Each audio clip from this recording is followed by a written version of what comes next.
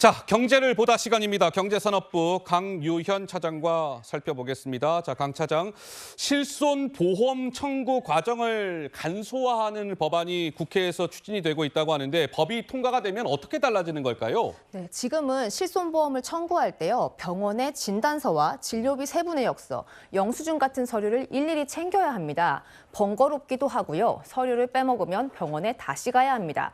실손보험은 가입자가 4천만 명에 달해서 제2의 건강보험으로도 불리는데요. 이 법이 통과되면 진료를 받고 난 뒤 병원에 보험금을 청구해달라고 요구하기만 하면 됩니다.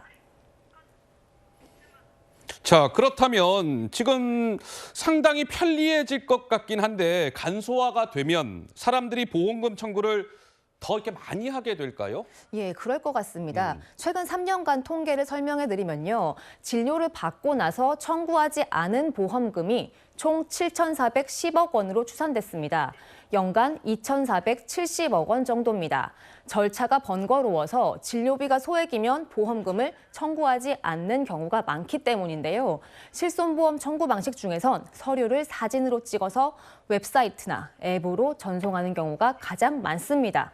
하지만 중장년층은 익숙치가 않습니다. 그래서 여전히 26.6%는 팩스로 청구를 하고요.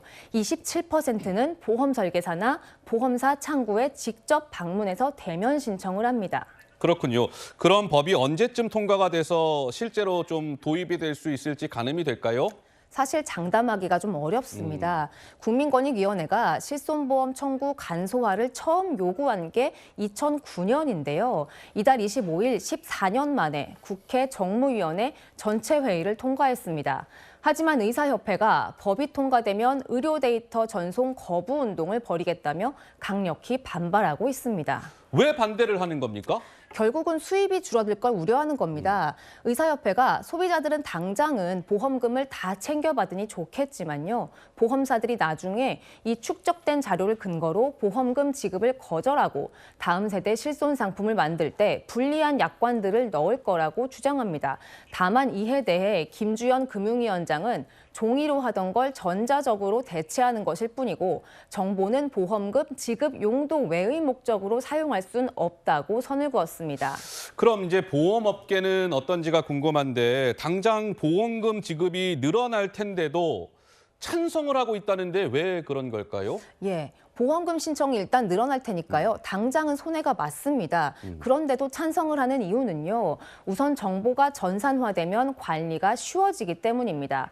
사진이나 종이 서류를 보관하는 것 자체가 비용이거든요. 또 전산화된 자료를 기반으로 상품 설계 전략을 짜는데 활용할 수도 있을 겁니다. 사실 도수치료처럼 실손보험으로 주로 청구되는 비급여 항목의 진료비가 병원마다 들쭉날쭉인 경우가 많은데요. 의료계가 우려하는 것처럼 만약 언젠가 정부가 이 전산화된 통계를 바탕으로 진료비 표준화를 추진한다면 보험사 입장에서는 손실이 줄어드는 효과가 나올 수 있습니다. 하지만 무엇보다 중요한 건 소비자 편익이라는 점을 유념해야 한다는 목소리가 많습니다. 알겠습니다. 경제산업부 강유현 차장이었습니다. 잘 들었습니다.